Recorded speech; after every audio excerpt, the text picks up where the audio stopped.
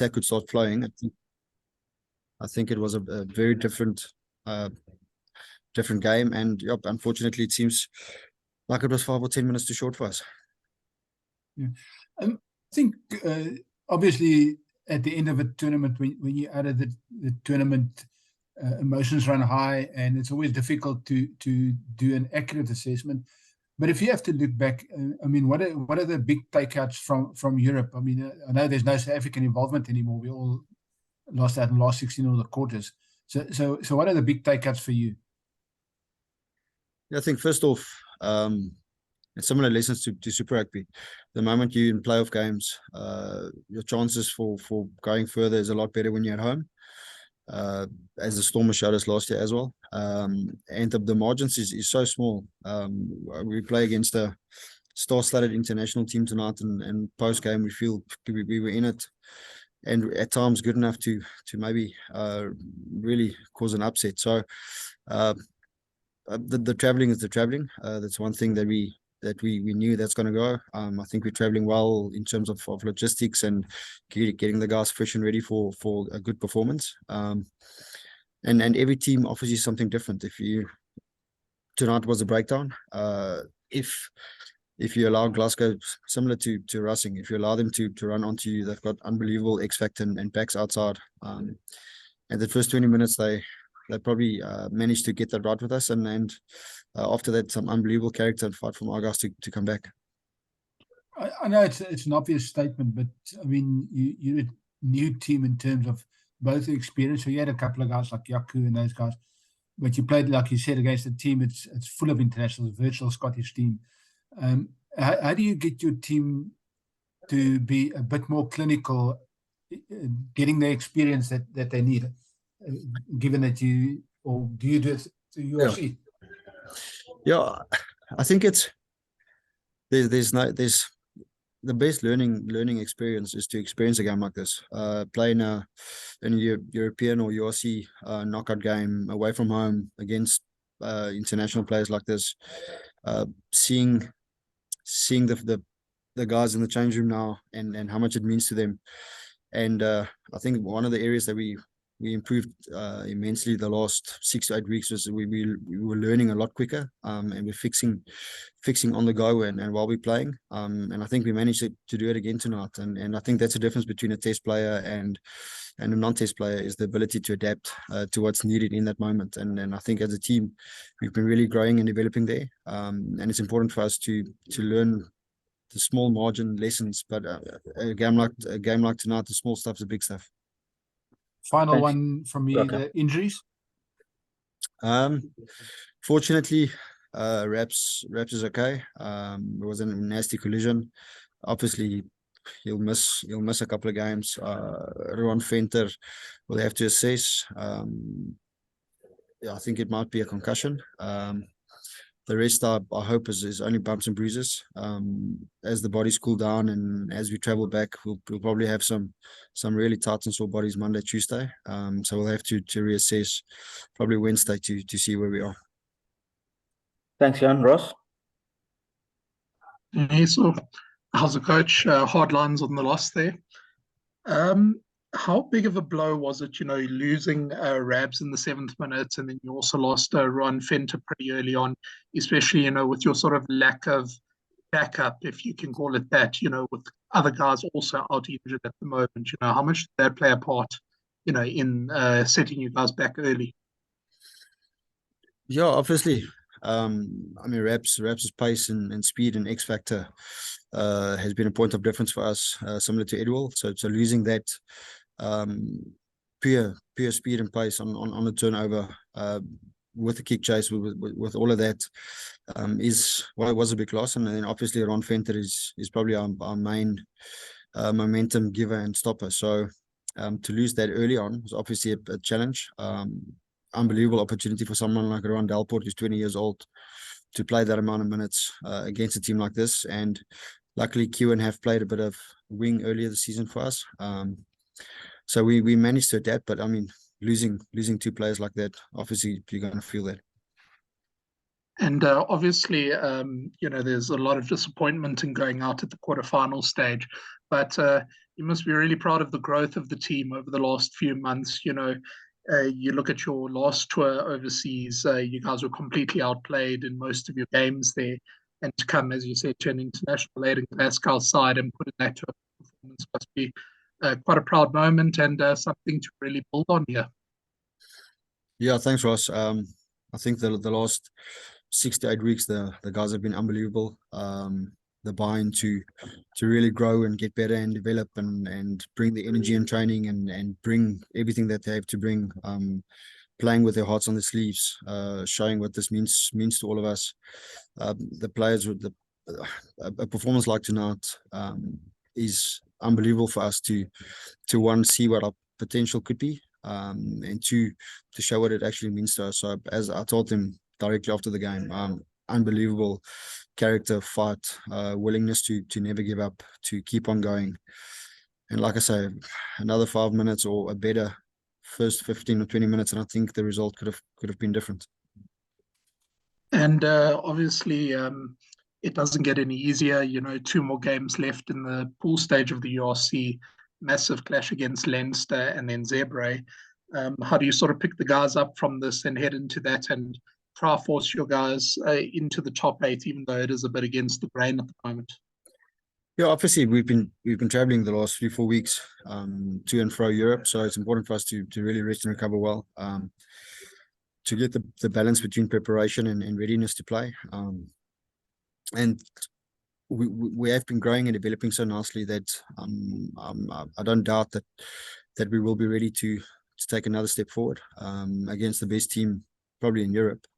Doesn't matter if they send the A or the B team. I think the difference there is so marginally small that you're going to play against a quality team. So yeah, important for us to rest well, recover well, travel well. Some of us will arrive Monday morning, some Monday night. So from there on Tuesday to get ready to prepare and to perform well. Like you say, obviously the guys are heartbroken for not getting into a semi-final of a competition like this, but it's important 2 weeks for us to keep on moving forward. Thank you, Ross. Carl? Hi, Coach. Yeah, one question. You mentioned the traveling and everything, but how would you reshape the Emirates Alliance in order to be more competitive? And not saying that you weren't competitive, but how would you reshape the Emirates Alliance to win this competition next year? Yeah, I think we, like I say, you have to win your home games. So getting a draw against the Dragons in the first game probably bit us a little bit, and not getting any away points against Munster and Stade Francais. So you got to rack up as many points as possible to make sure that you're playing at home. I think the way that we've been playing the last 4 to 6 weeks will give you that opportunity. We weren't dynamic enough, especially in the January period. You can't go overseas like a game like today and just kick and suffocate. You got to chance your arm and you got to attack and be dynamic in that. And I think that has been one area of immense growth for us. And then set piece consistency, whether you're playing home or here. Our lineup probably didn't function as well as it should have tonight, even though Glasgow's probably got 3 players taller than 2 meters. That is a challenge at this level. And the contracting and the combinations of your squad and everything, would you change on that? Would you maybe contract older players or younger players? How would you like to reshape that? I think it's a fine balance between the two. Someone like Jaco Kriel that hasn't played in 3 to 4 weeks to play about 60 minutes tonight is massive. Willem is going well. Like I said, the opportunity for Rowan Venter, Rowan Delport and Reinhard Reinsberger to at 20 and 21 years old to get this opportunity. I think there's definitely certain positions that we probably need a bit of depth in and that we need to fill the squad with. But as you saw tonight and as you saw last week, the skeleton of the team we're actually really excited about. Great stuff. Thanks a lot, sir. Thanks very much, guys. Coach, thank you very much and travel back safely. Gents, if you'd like, Franco Smith will be with us in the next 5 minutes, should you wish. If not, So just let me know and then we can close the meeting. Yeah, Can you take I'd this? happily to hold on for Franco, please. Okay, Craig, I think we'll wait for Franco. Thanks, everyone. Thanks, coach. Travel safe. Cheers. Dankie, Ivan.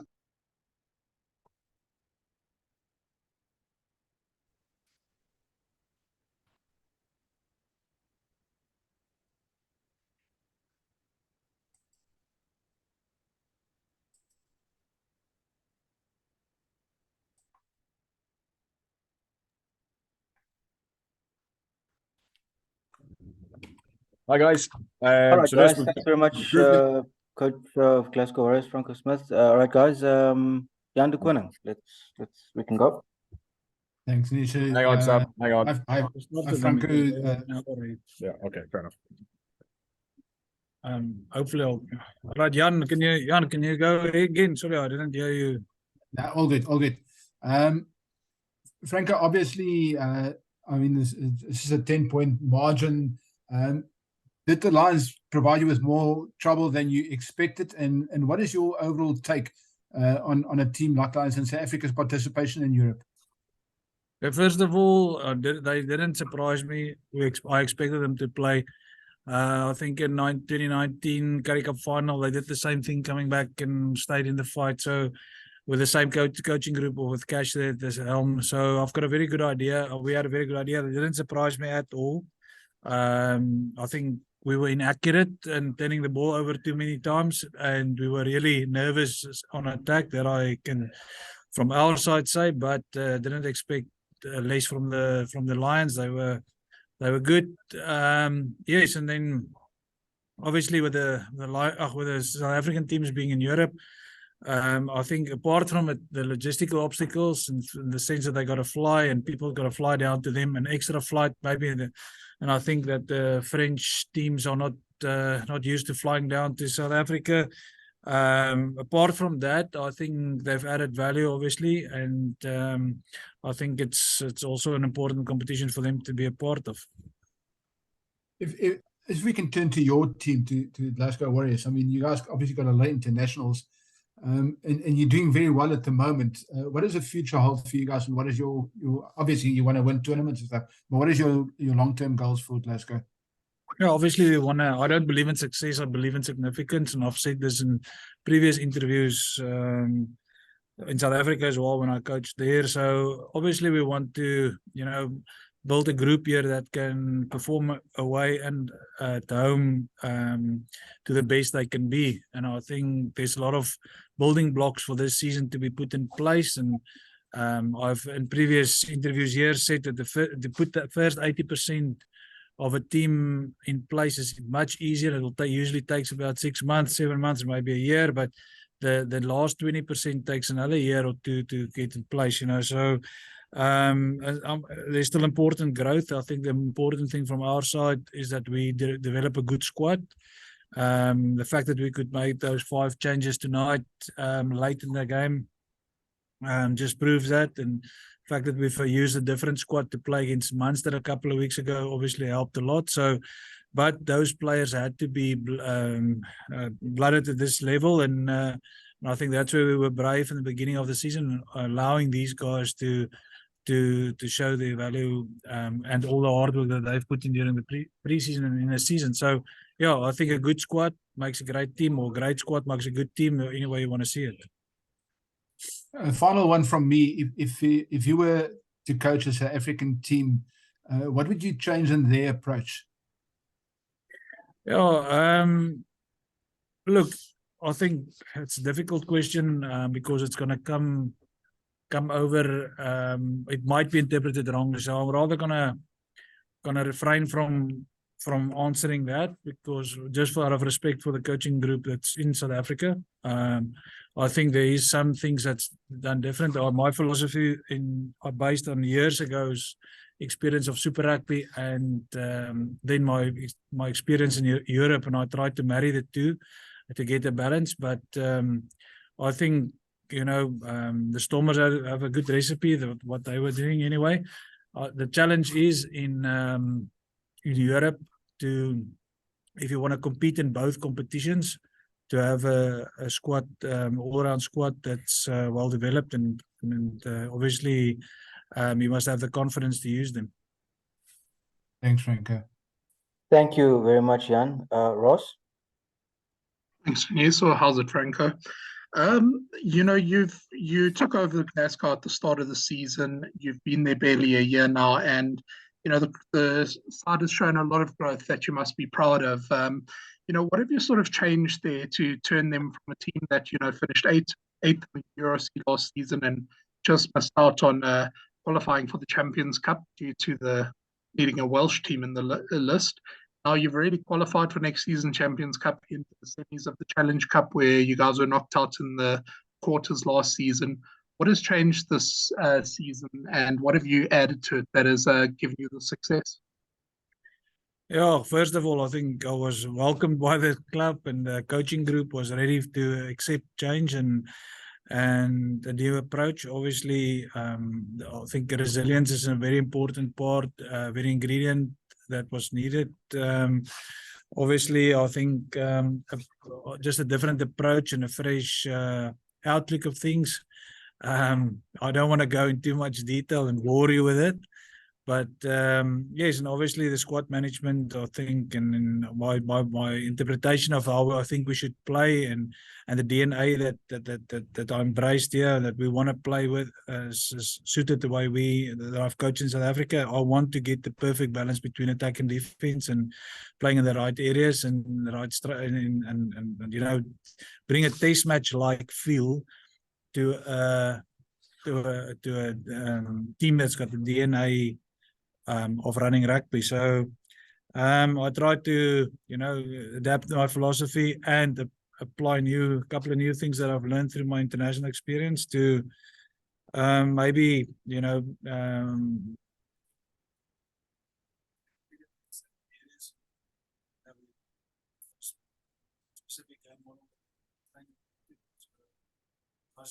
compliments to the coaches, obviously, and management, and the players that have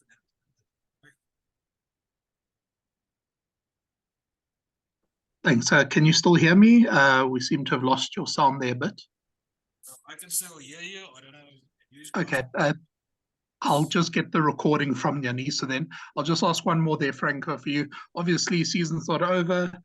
Fourth in the URC, you still got a little bit of work to do to try to secure a top 4 spot there, and then semi-finals of the Challenge Cup. How far do you think your guys can go this season? No, the idea would be for them to be the best they can be, so we don't want to put a limit on it, and I don't want to put out a target out there. That's not, obviously, every team, when you run on the field, you play to be the best you can be. We can still improve. We will, and should. If I looked at the Heineken Cup competitions over the weekend, there's still a lot of work to do in certain areas. So the progress is still needed, and we still need to, improve a lot. Tonight, after the 73 points last week and this week's 263 tackles, I quickly looked at the stats that we've made. It's lopsided both ways, so we need to find that perfect balance. So a lot of growth around the team is necessary for us, and then hopefully next week against Scarlets we'll be at it. Colleagues, thanks very much. Appreciate your time. Coach, thank you, and all the best for the rest of the campaign. Thank you very much. Thank you, Franco. Thanks very much. Bye. Thanks, guys.